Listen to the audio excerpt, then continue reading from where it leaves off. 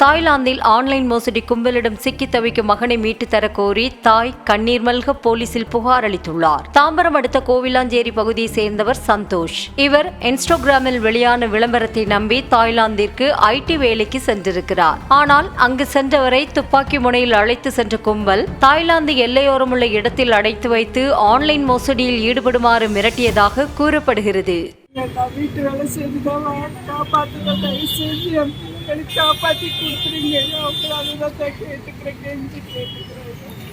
எனக்கு வேணும் ஐயா. 2 மாதம் தான், அது 2 மாதமா அவனுக்கு போட்டு சாப்பாடு கொடுக்காம இது பண்ண ரொம்பவும் கஷ்டப்படுத்துறாங்களா. 18 மணி நேரம் வேலை வாங்க, சாப்பாடு செலவு கூட கையில் காசு இல்லாம எங்கேயுமே கடனை வாங்கி கொடுத்து விட்டாங்க. பிள்ளைய கூட்டு போய் இப்படி எல்லாம் கொடுமை பண்றாங்களா ஐயா.